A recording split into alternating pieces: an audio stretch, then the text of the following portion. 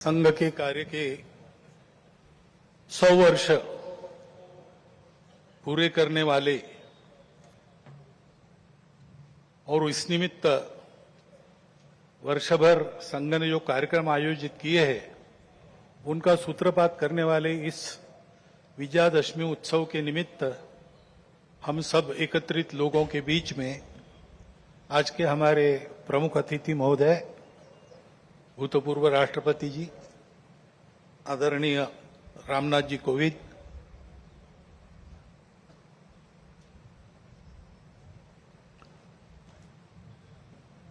विदर्भ प्रांत के माननीय संघ चालक जी, माननीय सहसंघ चालक जी, नागपुर महानगर के संघ चालक जी, उपस्थित अन्य अधिकारी वर्ग,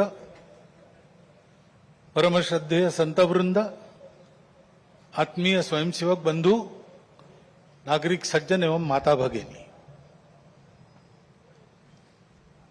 यह वर्ष श्री गुरु तेग बहादुर जी के बलिदान का 350वां वर्ष इस नाते और संपन्न होगा। हिंद की चादर बनकर जिन्होंने अत्याचार, अन्याय और सांप्रदायिक भेदभाव से समाज के मुक्ति के लिए अपना सर्वोच्च बलिदान दिया, समाज की रक्षा की, ऐसी एक विभूति, उसका स्मरण इस वर्ष होगा। आज 2 अक्टूबर है, इसलिए स्वर्गीय महात्मा गांधी जी की भी जयंती है। अपने स्वातंत्र्य की लड़ाई में उनका योगदान तो अविस्मरणीय है, परंतु स्वतंत्रता के बाद भारत कैसा हो, भारत का जीवन किस प्रकार के तंत्र से चले, उसके बारे में विचार देने वाले हमारे जो उस समय के दार्शनिक नेता थे, उनमें उनका स्थान अग्रणी है। हिंद स्वराज में उन्होंने वह चित्र का रेखांकन किया है और सादगी, विनम्रता और प्रामाणिकता के प्रतीक, और जिन्होंने देश के लिए अपने प्राण अर्पण किए, ऐसे स्वर्गीय लाल बहादुर शास्त्री जी, उनकी भी आज जयंती है। भक्ति, समर्पण और देश सेवा के ये उत्तुंग उदाहरण व्यक्तिगत और राष्ट्रीय चारित्र कैसा होना चाहिए, इसके आदर्श हमको मार्गदर्शन करते हैं। और आज की परिस्थिति का अगर हम विचार करते हैं तो हमारे ध्यान में आता है कि यह परिस्थिति भी हमसे इसी प्रकार के जीवन की अपेक्षा कर रही है। परिस्थिति एक सी नहीं होती, अनेक रंगों की होती है। तो परिस्थिति में बहुत कुछ अच्छा है, इसलिए बीता कालावधि 1 वर्ष का हमारी आशाएं और विश्वासों को भी दृढ़ करता है और हमारे सामने पुरानी और नई जो चुनौतियां उपस्थित है उनको अधिक स्पष्ट करने वाला भी वही कालावधि है। जैसे प्रयागराज में एक विशाल महाकुंभ हुआ, आधुनिक व्यवस्थापन के सारे कीर्तिमान तोड़कर एक जागतिक विक्रम तो उसने प्रस्थापित किया ही, लेकिन संपूर्ण भारत में श्रद्धा और एकात्मता की एक लहर उसने दौड़ा दी। पिछले साल एक दुर्घटना पहलगाम की भी हुई, हमला हुआ सीमा पार के आतंकियों के द्वारा, 26 भारतीय नागरिकों की उनका धर्म पूछकर हत्या की। लेकिन उसके चलते सारे देश में प्रचंड दुख और क्रोध की लहर पैदा हुई। पूरी तैयारी करके सरकार ने, हमारी सेना ने उसका बहुत पुरजोर उत्तर दिया। सारे प्रकरण में हमारी नेतृत्व की दृढ़ता, हमारी सेना का शौर्य, कौशल्य और समाज की एकता और दृढ़ता का एक उत्तम चित्र प्रस्थापित हुआ। और यह भी वह घटना हमको सिखा गई कि यद्यपि हम सबके प्रति मित्र भाव रखते हैं और रखेंगे, फिर भी अपने सुरक्षा के विषय में हमको अधिकाधिक सजग रहना पड़ेगा, समर्थ बनना पड़ेगा। क्योंकि इस घटना के बाद दुनिया में विभिन्न देशों ने अपनी अपनी जो भूमिका ली, उसमें हमारी ये भी ध्यान में आया कि हमारे मित्र कौन कौन है और कहां तक है। देश के अंदर भी अशांति फैलाने वाले असंवैधानिक उग्रवादी या संविधान विरोधी कहिए उग्रवादी नक्सली आंदोलन पर शासन और प्रशासन की दृढ़ कार्रवाई भी हुई और उनके अनुभव से उनके विचारधारा का खोखलापन और उनकी क्रूरता का अनुभव होने के कारण समाज भी उनसे मोहभंग होकर विमुख हो गया। लेकिन उनका नियंत्रण तो हो जाएगा, परंतु अब ये उस क्षेत्र में एक बड़ी जो बाधा थी वो दूर होने के बाद उस क्षेत्र में न्याय की स्थापना हो, विकास वहां तक पहुंचे, सद्भावना, संवेदना और सामरस्य वहां स्थापित हो, इसके लिए समाज की भी और शासन प्रशासन की भी योजनाएं चलनी पड़ेगी, क्योंकि इनका अभाव ही ऐसे उग्रवादी ताकतों के पनपने का कारण बनता है। इससे त्रस्त मनुष्य दूसरा कुछ उपाय दिखता नहीं, इसलिए निराश होकर उनको प्रश्रय देता है। ये न हो इसलिए ऐसी योजनाओं की आवश्यकता है। आर्थिक क्षेत्र में भी हम आगे बढ़ रहे हैं। ऐसा जो प्रचलित परिमाण है दुनिया के, उसके आधार पर कहा जा सकता है हमारा देश आर्थिक क्षेत्र में आगे बढ़े, इसलिए आर्थिक जगत के हमारे उद्योगी बंधु, विशेषकर तरुण उद्योजक, इनमें एक मादा भी दिखता है, उत्साह भी दिखता है, इच्छा आकांक्षा भी दिखती है। परंतु ये जो प्रचलित अर्थ प्रणाली है सारी दुनिया में वही है, तो सारी दुनिया के अनुभव में उसके कुछ दोष भी आ रहे हैं। विकास के इस प्रकार के पद्धति से अमीरी और गरीबी का अंतर बढ़ता है। आर्थिक सामर्थ्य कुछ चंद हाथों में एकत्रित होता है। शोषण करने के लिए एक नया सुरक्षित तंत्र इसमें से खड़ा हो सकता है, चिंता नहीं की तो। पर्यावरण के हानि की समस्या खड़ी हो जाती है और मनुष्यों के आपसी व्यवहार में कई प्रकार की व्यापारिक दृष्टि और अमानवीयता की बातें प्रवेश कर जाती है। इन दोषों की बाधा हमें नहीं होनी चाहिए, इसलिए भी कि अभी हाल में अमेरिका ने जो नई टैरिफ नीति अपनाई, उनके अपने हित के लिए अपनाई होगी, लेकिन उसकी मार तो सभी पर पड़ रही है। इसलिए ये सारा परिदृश्य अथवा ये सारी प्रचलित पद्धति उस पर हम निर्भर हो जाए ऐसी नहीं है। विश्व का जीवन परस्पर निर्भरता से ही चलता है। राष्ट्रों में आपस में सब प्रकार के संबंध होने पड़ते हैं। अकेला राष्ट्र अलगाव में, आइसोलेशन में जी नहीं सकता। परंतु ये निर्भरता मजबूरी में न बदल जाए, क्योंकि वो कब बदलेगी, कैसे बदलेगी, उसका कोई पता नहीं। और इसलिए इस निर्भरता को मानते हुए, विश्व जीवन की एकता को मानते हुए, हमको इसको मजबूरी न बनाते हुए जीना अगर है तो स्वदेशी और स्वावलंबन का कोई परिणाम नहीं, कोई पर्याय नहीं। हमको आत्मनिर्भर होना पड़ेगा, स्वावलंबी जीवन जीना पड़ेगा, स्वदेशी का उपयोग करना पड़ेगा और फिर भी अंतर्राष्ट्रीय संबंधों का सब प्रकार के, राजनयिक हो, आर्थिक हो, व्यापारिक हो, इन सबका जतन हमको करना पड़ेगा। लेकिन उसमें मजबूरी नहीं होगी, हमारी अपनी इच्छा होगी, हमारा अपना सद्भाव होगा, ऐसा हमको बनना पड़ेगा।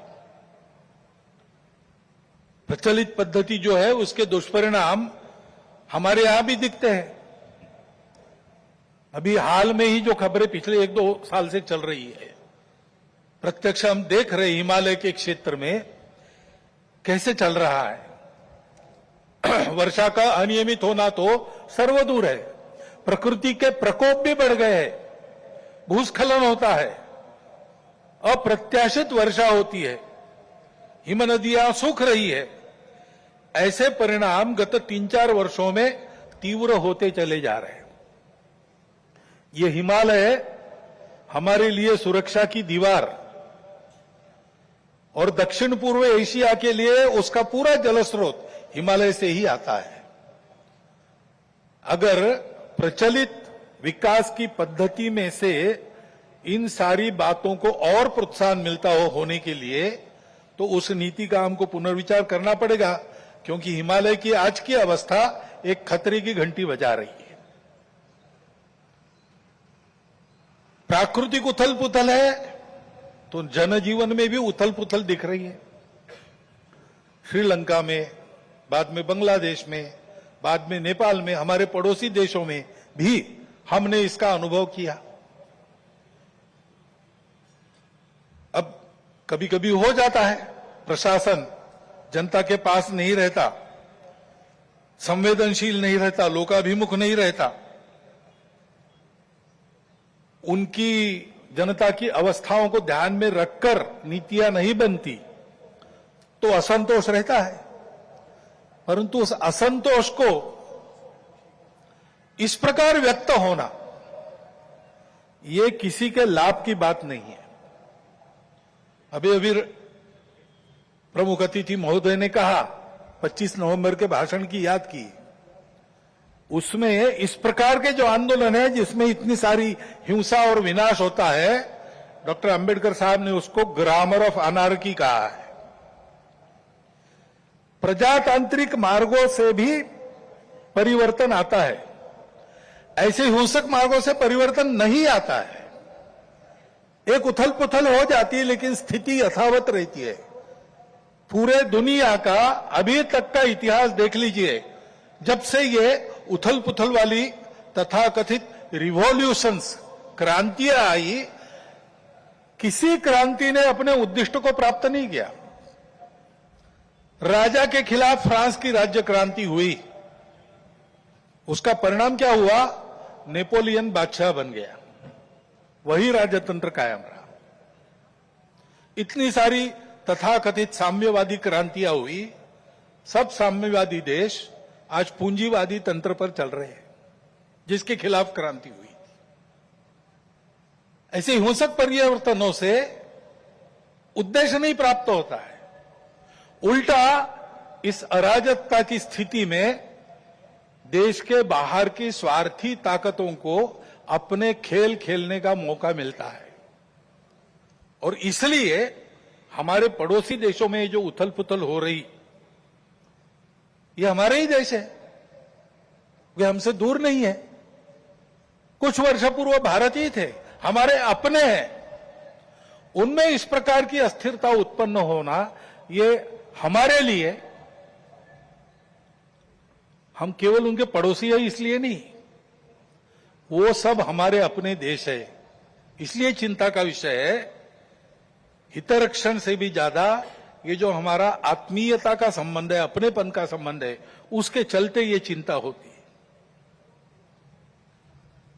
परिस्थितियां ऐसी है, जैसा मैंने कहा, दोनों प्रकार है। सुखदायक रूप बहुत दिखता है, सुख सुविधा बढ़ी, मनुष्य के ज्ञान की, विज्ञान की प्रगति हुई, व्यवस्थाएं आरामदायक बनी, राष्ट्र पास आए, माध्यमों के जरिए भी और आर्थिक लेन देन के जरिए भी। परंतु इस परिवर्तन की, विज्ञान और तकनीकी की गति इतनी ज्यादा है कि मनुष्यों की गति का बदलने की और उसका तालमेल नहीं बैठ रहा है। इसलिए भी मनुष्य जीवन में कई प्रकार की समस्याएं, युद्ध, अन्य छोटे बड़े कलह, ये तो सब चल ही रहे। प्रकृति के उग्र प्रकोप को हम अनुभव कर रहे हैं, लेकिन परिवारों में भी टूटन आ रही है। नागरिक जीवन में बढ़ता हुआ अनाचार, अत्याचार दिखाई देता है। इसके शमन के इसके उपाय चलते हैं, प्रयास हुए हैं, परंतु इसका पूर्ण निदान होने में वो असफल हो गए। और उसके ऊपर अस्वस्थता, कलह, हिंसा को बढ़ाते हुए विश्व में सब प्रकार की परंपरा, मांगल्य, संस्कृति, श्रद्धा, इसका संपूर्ण विनाश ही आगे परिवर्तन लाएगा। ऐसी उल्टी विचारधारा, विपरीत विचारधारा और घातक विचारधारा लेकर चलने वाला एक नया पंथ उदय में आया। बहुत पहले आया, आजकल वो भारत में भी अपने हाथ पैर फैलाने की कोशिश कर रहा है सभी देशों में। उसके कारण जो समाज जीवन की अस्त व्यस्त अवस्था हुई है और एक तरह से अराजकता की ओर सारा समाज बढ़ रहा है, ऐसी संभावना दिखती है। उसका अनुभव सब देशों में हो रहा है और इसलिए इन सारी परिस्थितियों को लेकर विश्व जब पुनर्चिंतन करता है तो वो भारत की ओर अपेक्षा से देखता है। भारत इसका कोई उपाय निकाले, ऐसे विश्व में भी अपेक्षा है। और सौभाग्य से भारत में एक आशा की किरण ये दिखाई देती है कि नई पीढ़ी में देशभक्ति की भावना, अपने संस्कृति के प्रति आस्था और विश्वास का प्रमाण निरंतर बढ़ा है। संघ के स्वयंसेवकों सहित समाज के व्यक्ति और समाज की संस्थाएं अभावग्रस्त वर्गों की निस्वार्थ सेवा करने के लिए अधिकाधिक आगे आ रहे हैं। समाज स्वयं को सक्षम अनुभव करता है और इसलिए कई बातों में सरकार के पहले पहल करके अपने सामने की समस्याओं का खुद ही निदान करने में यशस्वी हो रहा है। यह भी एक अच्छा लक्षण है और इसलिए ऐसे सब कार्यों में समाज का सहयोग संघ भी अनुभव करता है, अन्य ऐसे काम करने वाले संगठन और व्यक्ति भी अनुभव करते हैं। प्रत्यक्ष सहयोग और सहभाग, इसकी इच्छा समाज में बढ़ रही है और बुद्धिजीवियों में भी अपने देश के हमारा कोई स्वतंत्र अलग ऐसा कोई प्रतिमान, ऐसा कोई मॉडल हो सकता है क्या, इसकी खोज करनी चाहिए, ऐसा चिंतन बढ़ रहा है। क्योंकि भारतीय चिंतन दृष्टि एक विशेष है। हमारे प्रमुख अतिथि महोदय ने जितने नाम लिए उन सहित स्वामी विवेकानंद से लेकर तो महात्मा गांधी जी, दीनदयाल उपाध्याय, राम मनोहर लोहिया जी तक, इन सब लोगों ने इस प्रकार का एक दृष्टि को, इस प्रकार की दृष्टि को सामने रखते हुए कुछ चिंतन दिया है। उसकी तफसील उसके अलग अलग होंगे, परंतु उसकी दिशा एक ही है। आधुनिक विश्व के पास जो दृष्टि है वो गलत नहीं है, लेकिन अधूरी अवश्य है। मानव का भौतिक विकास होता है, नैतिक विकास की ओर ध्यान नहीं रहता है। विकास होता है, पर्यावरण की ओर ध्यान नहीं रहता। विकास होता है, कुछ लोगों का होता है, कुछ का नहीं होता। आज अमेरिका का जीवन विकसित माना जाता है, उसको आदर्श मानकर हम चले भारत के लोग, और हमने चाहा कि भारत अमेरिका जैसा जीवन जिए। तो कुछ अभ्यासक कहते हैं, हिसाब करके ऐसा जीवन जीने के लिए और 5 पृथ्वियों की आवश्यकता लगेगी। ये विकास कैसे होगा? ये हो नहीं सकता।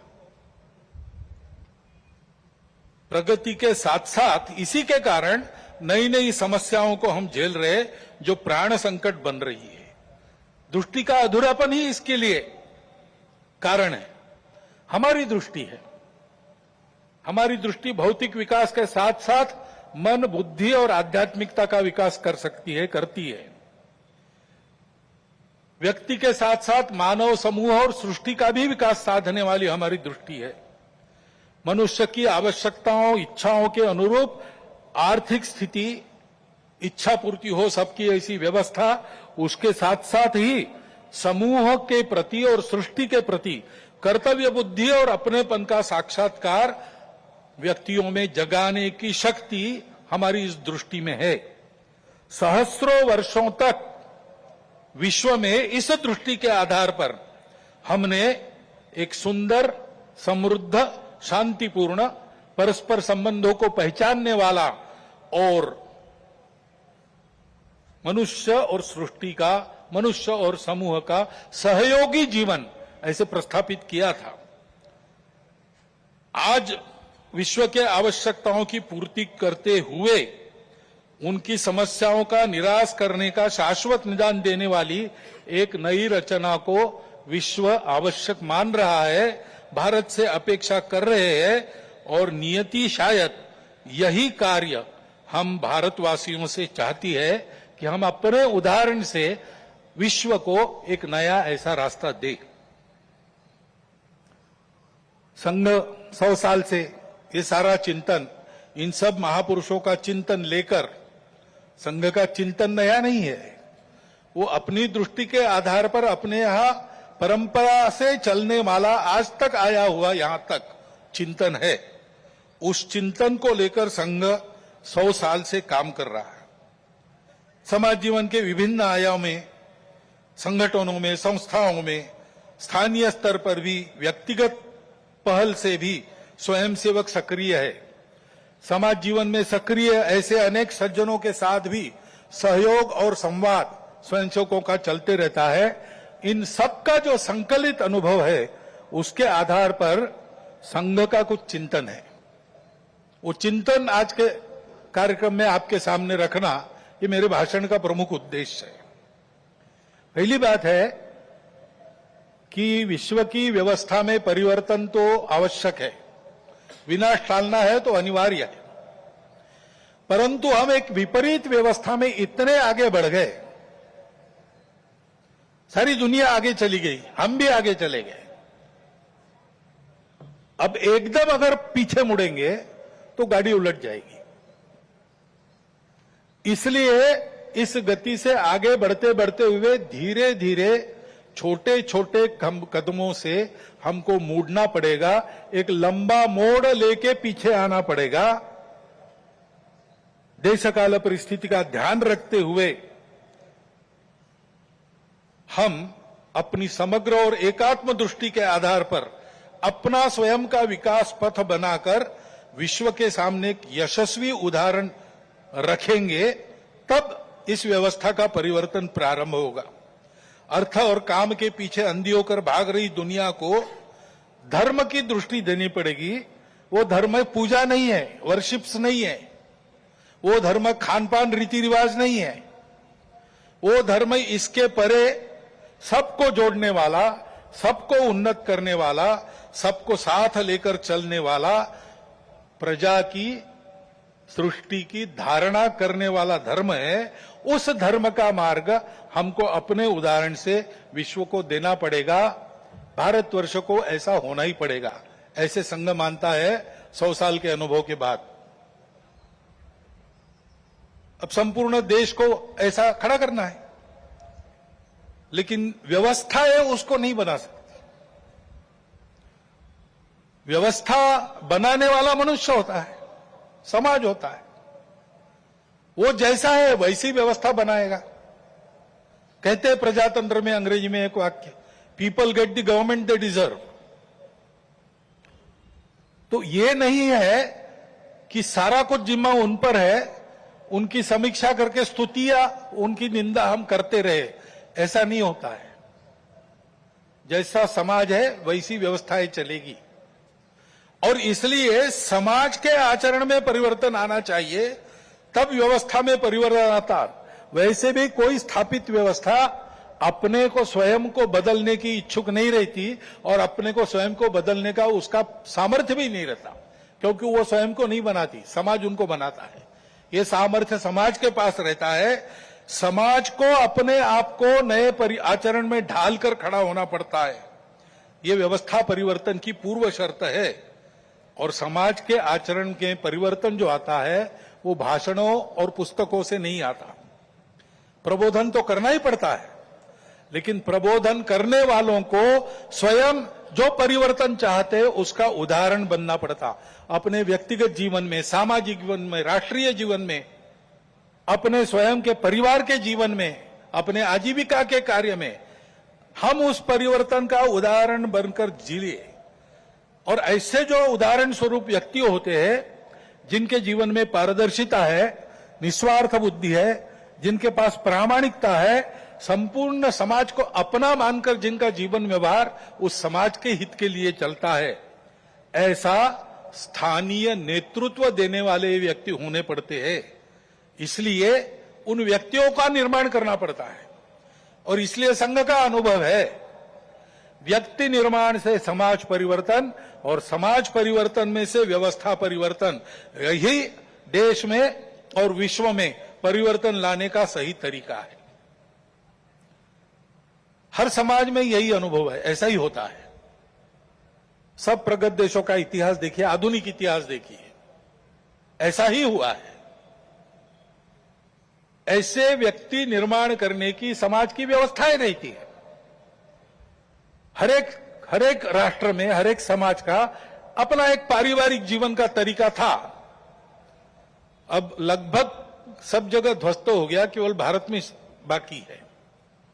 परंतु 300 साल पहले अमेरिका में भी एक तरीका था, यूरोप में भी एक तरीका था। उस तरीके से ऐसे व्यक्तियों का निर्माण होता है। उस देश की एक विशिष्ट शिक्षा रहती है। उस शिक्षा में से उसके व्यक्तियों का मन तैयार होता है और उस समाज के जो क्रियाकलाप चलते, उसमें से भी मनुष्य निर्माण होता है। एक प्रसिद्ध वाक्य है, the battle of Waterloo was won on the playgrounds of Harrow and Eton. वहां पर खेल खेलते खेलते जो समाज तैयार हुआ, उसने जगत जेता कहे जाने वाले नेपोलियन को हरा दिया। ये ताकत कहां निर्माण हुई? समाज की व्यवस्था में निर्माण हुई। हमारे यहां भी ये था, परंतु 1000 वर्षों के आक्रमण में वो सब अस्त व्यस्त हो गया। और बिना इसके काम नहीं होता, क्योंकि मन बुद्धि से ये सारा विचार मानने के बाद भी रोज के आचरण की आदत बदलनी पड़ती है। आदत बदले बिना परिवर्तन नहीं आता, केवल बातों से नहीं आता, केवल सोचने से या सपने देखने से नहीं आता। जैसा आपको देश चाहिए वैसा आपको होना है, और वैसा आपको होना है तो आपकी अपनी आदत दुरुस्त होनी चाहिए। उसकी व्यवस्थाएं इसमें रहती है, वो हमारे यहां ध्वस्त हो गई। इसलिए राष्ट्रीय स्वयंसेवक संघ का निर्माण हुआ। संघ की शाखा ये आदत बदलने का तरीका है, उसकी व्यवस्था है। 100 वर्षों में इसीलिए सब प्रकार की परिस्थिति आई। संघ को लालच भी दिखा दी, संघ को राजनीति में आने का आमंत्रण भी मिला, लेकिन संघ ने वो सब नहीं किया। संघ केवल एक ही कार्य में लगा रहा। संघ के स्वयंसेवकों ने हर परिस्थिति में शाखा को नित्य चलाया है। स्वयंसेवक आग्रहपूर्वक शाखा में नित्य जाते, 50 साल से आ रहे फिर भी जाते, क्योंकि आदत की बात है। आदत छूटनी नहीं चाहिए, आदत बननी भी चाहिए और छूटनी भी नहीं चाहिए। शाखा के कार्यक्रमों को मन लगाकर करते हुए व्यक्तिगत सद्गुणों की और सामूहिकता की साधना करना और समाज में क्रियाकलापों में सहभागी होते हुए समाज के सद्गुणों का, सामूहिकता का वातावरण निर्माण करना, इसलिए संघ की शाखा है। उसके कार्यक्रमों में से नित्य और मन लगाकर करने से स्वयंसेवकों में व्यक्तित्व का, कर्तृत्व का, नेतृत्व का, समझदारी का, वैचारिक और व्यावहारिक और भक्ति का, राष्ट्र के प्रति, संघ के प्रति भक्ति का निर्माण होता है। दूसरी बात, किसी भी देश को ऐसा होना है तो समाज में एकता चाहिए। वाक्य बताया, united we stand, divided we fall. Abraham Lincoln का भी एक वाक्य है, a divided house cannot stand. हमारा देश तो विविधताओं का देश है। पंथ, संप्रदाय, भाषाएं, भौगोलिक विविधता, रहन सहन, खान पान, जाति, उपजाति पहले से है और बीच के काल में आक्रमण हुए, विदेशी भारत में आ गए, विभिन्न कारणों से यहां के लोगों ने भी उनकी विचारधाराओं का, उनके पंथ संप्रदायों का स्वीकार किया, वो विदेशी चले गए, लेकिन अभी भी उनका स्वीकार करके रहने वाले हमारे अपने बंधु देश में है। सौभाग्य से भारत की परंपरा है, वो सब प्रकार की विविधताओं का स्वागत और सम्मान और स्वीकार करती है। यह हमारी परंपरा है और इसलिए यद्यपि बाहर से विचारधारा आई होगी, हम उनको पराया नहीं मानते, अलगाव से नहीं देखते। हम सबकी विशिष्टताओं को, दुनिया में सभी विशिष्टताओं को मानते हैं, उनको स्वीकार करते हैं, उनको भी हमारी अपनी विशिष्टता है उसके दर्जे का ही मानते हैं, सम्मान देते हैं। वो विशिष्टताएं भेद का कारण नहीं बनती, इसको हम देखना चाहिए। आज अपने देश में इन विविधताओं को भेदों में उभारने की कोशिश चल रही है। ये विविधताएं भेद का कारण नहीं बननी चाहिए। अपनी सब विशिष्टताएं अपने अपनी जगह ठीक भी है, परंतु ये सब होने के बाद भी हम एक बड़े समाज के अंग है। समाज, देश, संस्कृति और राष्ट्र के नाते हम एक ही है, हम अलग नहीं है, हम विविध भी नहीं है। विविधताएं तो भाषा, पंथ, संप्रदाय, खान पान, रीति रिवाज, रहने की जगह इसकी है और इस एकता के चलते हमारा सबका आपस का व्यवहार सद्भावनापूर्ण और संयमपूर्ण रहना चाहिए। सबकी अपनी अपनी विशिष्टताएं हैं, उनकी श्रद्धाएं हैं, महापुरुष है, पूजा के स्थान है। मन वचन कर्म से आपस में इनकी अवमानना नहीं होनी चाहिए, इसकी चिंता सबने करनी चाहिए, किसी एक ने करने का यह काम नहीं है। उसके प्रबोधन की भी आवश्यकता है। विविधता है और सब लोग साथ में रहते हैं, तो जैसे अनेक बर्तन साथ में रखे तो कहीं ना कहीं आवाज हो ही जाती है। इतने बड़े समाज में इतने सारे लोगों के साथ रहने से कभी कभी कुछ आवाज हो भी सकती है, लेकिन होने पर भी नियम पालन करना, व्यवस्था पालन करना, सद्भावपूर्ण व्यवहार करना, ऐसा स्वभाव बनना चाहिए। छोटी बड़ी बातों पर या केवल मन के संदेह पर कानून हाथ में लेकर रास्तों पर निकल आना, गुंडागर्दी, हिंसा करना, यह प्रवृत्ति ठीक नहीं। मन में प्रतिक्रिया रखकर अथवा किसी समुदाय विशेष को उकसाने के लिए अपना शक्ति प्रदर्शन करना, ऐसी घटनाओं को योजनापूर्वक कराया जाता है। उसके चंगुल में फंसना नहीं चाहिए। उसके परिणाम तात्कालिक और दीर्घकालिक दोनों दृष्टि से ठीक नहीं रहते। इन प्रवृत्तियों की रोकथाम आवश्यक है। शासन प्रशासन अपना काम बिना पक्षपात किए तथा बिना किसी दबाव में आए नियम के अनुसार करें, परंतु समाज की सज्जन शक्ति और युवा पीढ़ी को भी सजग और संगठित होना पड़ेगा। आवश्यकता अनुसार हस्तक्षेप भी करना पड़ेगा, क्योंकि ये अराजकता का व्याकरण है, इसको रोकना ही पड़ेगा। हमारी इस एकता का आधार क्या है? हमारी संस्कृति है। डॉक्टर अंबेडकर साहब ने इसको शब्द दिया है इनहेरेंट कल्चरल यूनिटी, अंतर्निहित सांस्कृतिक एकता। ये भारतीय संस्कृति प्राचीन समय से चलती आई है। भारत की विशेषता है, वो सर्वसमावेशक है, सबका सम्मान और स्वीकार करने की सीख देती है, क्योंकि भारत के आध्यात्मिक सत्य पर, उस सत्य पर आधारित धर्म पर, यानी सत्य, करुणा, शुचिता और तप के सदाचार पर वह धर्म आधारित है। उसी पर यह संस्कृति भी बनी है। इसका जतन सनातन काल से आज तक हर परिस्थिति में किसने किया है? तो निश्चित रूप से इस देश के पुत्र रूप हिंदू समाज में ने किया है, और इसलिए कभी कभी उसको हिंदू संस्कृति भी कहते हैं। ऋषि ने अपने तपोबल से इसका निर्माण किया है, क्योंकि भारत में उनको इसका विकास करने के लिए आवश्यक समृद्ध और सुरक्षित प्रकृति मिली, परिवेश मिला,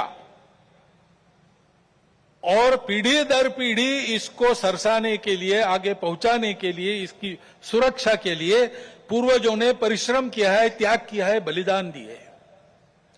उस हमारी संस्कृति का आचरण, उसके आदर्श बने हमारे पूर्वजों का मन में गौरव और कृति में विवेकपूर्ण अनुसरण तथा यह सब जिसके कारण संभव हुआ, उस हमारे पवित्र मातृभूमि की भक्ति, यह मिलकर हमारी राष्ट्रीयता है।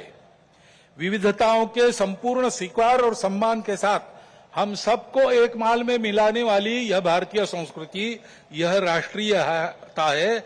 इसको हम हिंदू राष्ट्रीयता कहते हैं। यही हमारे लिए हिंदू राष्ट्रीयता है। किसी को हिंदू शब्द से आपत्ति है, वो हिंदवी कहे, भारतीय कहे, आर्य कहे, जो कुछ है, ये सारे समानार्थी शब्द है, हम लोग जानते हैं। परंतु इस राष्ट्रीयता का स्पष्ट स्वरूप निर्देशित करने वाला एक ही शब्द हमको मिलता है, वो है हिंदू। वो कोई राज्य पर आधारित कल्पना है। हमारा राष्ट्र राज्य पर आधारित कभी रहा नहीं। हमारे यहां नेशन स्टेट की कल्पना नहीं है। हमारी यह संस्कृति राष्ट्र को बनाती है। राज्य आते जाते रहते हैं, राष्ट्र निरंतर विद्यमान रहा है। सनातन काल से अब तक ये हमारा प्राचीन हिंदू राष्ट्र है। इस अर्थ में हिंदू राष्ट्र है। सब प्रकार के उतार चढ़ाव हमने देखे, गुलामी भी देखी, स्वतंत्रता भी देखी। हम सदैव विद्यमान है और इसलिए हिंदू समाज का बल संपन्न होना, शील संपन्न होना, संगठित होना इस देश के एकता, एकात्मता, सुरक्षा और विकास की गारंटी है। क्योंकि हिंदू समाज सनातन काल से यहां चलते आया है, वो इस देश का उत्तरदायी समाज है, रिस्पॉन्सिबल सोसाइटी है। और सौभाग्य से इस संस्कृति के और धर्म के कारण ऊपरविद के अनेकविध नाम और रूपों को देखकर, दुनिया की विविधता को देखकर मनुष्यों में बंटवारा और अलगाव खड़ा करने वाली हम और वो, अस एंड देम, इस मानसिकता से ये समाज पूर्णतः मुक्त था, मुक्त है और मुक्त रहेगा। वसुधैव कुटुंबकम की उदार विचारधारा का पुरस्कर्ता और संरक्षक यही समाज रहा है। विश्व के विकास में अपना अपेक्षित और उचित योगदान देने वाला देश, इसको बनाना ये इसीलिए हिंदू समाज का कर्तव्य बनता है। उसकी संगठित कार्य शक्ति के द्वारा विश्व को नई राह दे सकने वाले धर्म का संरक्षण करते हुए भारत को वैभव संपन्न बनाने का काम संकल्प लेकर 100 साल से कर रहा है संपूर्ण हिंदू समाज को संगठित करने का कार्य। क्योंकि समाज एक बार संगठित हो जाए तो ये सारे काम दूसरे किसी को नहीं करने पड़ते। नेताओं को, पार्टियों को, सरकारों को नहीं करने पड़ते। अवतारों को भी आने की जरूरत नहीं होती। समाज अपने सारे काम अपने बल पर कर लेता है। और इसलिए ऐसा समाज बनाने के लिए व्यक्तिगत और राष्ट्रीय चारित्र का निर्माण होना चाहिए, उनकी सुदृढ़ता बनी रहनी चाहिए। संघ की शाखा में अपने राष्ट्र स्वरूप की यह स्पष्ट कल्पना और गौरव प्राप्त होता है। और जो मैंने 5 बातें कही, कर्तृत्व, नेतृत्व, व्यक्तित्व, समझदारी और भक्ति, वो भी शाखा के इन संस्कारों से प्राप्त होती है। इसलिए शताब्दी वर्ष में हम जो कर रहे हैं, क्या सोचकर कर रहे हैं? एक तो ये सारा उत्पन्न करने वाला संघ की शाखा का काम, वो भौगोलिक दृष्टि से, समाज के विभिन्न स्तरों की दृष्टि से सर्वव्यापी होना चाहिए। और सामाजिक आचरण में सहज परिवर्तन लाने वाला पंच परिवर्तन कार्यक्रम हमारा है। उसका कुछ वर्णन तो प्रमुख अतिथि जी ने भी किया है, मुझे आज करने की आवश्यकता नहीं है, क्योंकि इन 5 विषयों का पूरा विवरण गत 2-3 वर्षों में हम सतत कर रहे हैं। सबको पता है ये पंच परिवर्तन क्या है। सामाजिक समरसता, कुटुंब प्रबोधन, पर्यावरण संरक्षण, स्वबोध तथा स्वदेशी व नियम कानून, नागरिक अनुशासन और संविधान का पालन, इन 5 विषयों में स्वयं के आचरण से, उनके उदाहरणों का, स्वयंसेवकों के उदाहरणों का अनुकरण समाज में हो, ऐसी अपेक्षा रख के कार्यक्रम चलेगा। इसमें जो करना है कृतियां वो बहुत सरल है, सहज है, सब कर सकते हैं। और ये करने वाले केवल हम नहीं हैं, पहले से भी इस प्रकार के कार्यक्रम करने वाले अनेक व्यक्ति और अनेक संगठन समाज में है। उन सबके साथ हमारा सहयोग, समन्वय कुछ शुरू हो गया है, कुछ साधा जाएगा। सबको सहयोग रहेगा, सबके साथ समन्वय रहेगा। इसके आधार पर जो परिवर्तन आएगा समाज में, उससे भारतवर्ष खड़ा होगा। भारत का यही भूमिका भारत की रही है विश्व के इतिहास में। समय समय पर विश्व का खोया हुआ संतुलन वापस लाने वाला, विश्व के जीवन में संयम और मर्यादा का भान उत्पन्न करने वाला विश्व धर्म देना, कुछ वैश्विक मूल्यों के आधार पर अपने अपने देश की प्रकृति के अनुसार ये सारा योगदान हो, इस प्रकार का अपना अपना राष्ट्र खड़ा करना, ऐसा ये विश्व धर्म देना, ये भारत की भूमिका रही है। हमारे स्वातंत्र संग्राम तथा राष्ट्रीय नवोत्थान में पुरोधाओं के सामने स्वतंत्र होने के बाद भारत की समृद्धि और क्षमताओं के विकास का परिणाम क्या होगा, इसका जो चित्र था वो यही था। हमारे बंगाल प्रांत के माननीय संघ चालक थे स्वर्गीय केशव चंद्र चक्रवर्ती, उत्तम कवि थे। उन्होंने इस बात को अपने कविता में बड़े सुंदर शब्दों में व्यक्त किया है। बाली सिंघल जबोद्वीपे प्रांतार माझे ओठे, कोतो माठ कोतो मंदिर कोतो प्रस्तारे फूल फोटे, तादेर मुखेर मधुमय बानी, शुने थेमे जाए सब हानाहानी, अभ्युदयर सभ्यता जागे विश्वेर घरे घरे। सिंहल और जावा द्वीप तक भारतीय संस्कृति का प्रभाव फैला हुआ था। जगह जगह मठ मंदिर थे जहां जीवन की सुगंध फूलों से बिखरती थी। भारत की मधुर और ज्ञानवाणी सुनकर अन्य देशों में भी वैरभाव और अशांति समाप्ति होती थी और अभ्युदय की यानी सबके उदय की सभ्यता जागती थी। आइए भारत का यही आत्मस्वरूप आज की देशकाल परिस्थिति से सुसंगत शैली में फिर से विश्व में खड़ा करना है। पूर्वज प्रदत्त इस कर्तव्य को और विश्व की आज की इस अनिवार्य आवश्यकता को पूर्ण करने के लिए हम सब मिलकर साथ चलकर अपने कर्तव्य पथ पर अग्रसर होने के लिए आज की विजयादशमी के मुहूर्त पर सीमोल्लंघन को संपन्न करें। भारत माता की जय।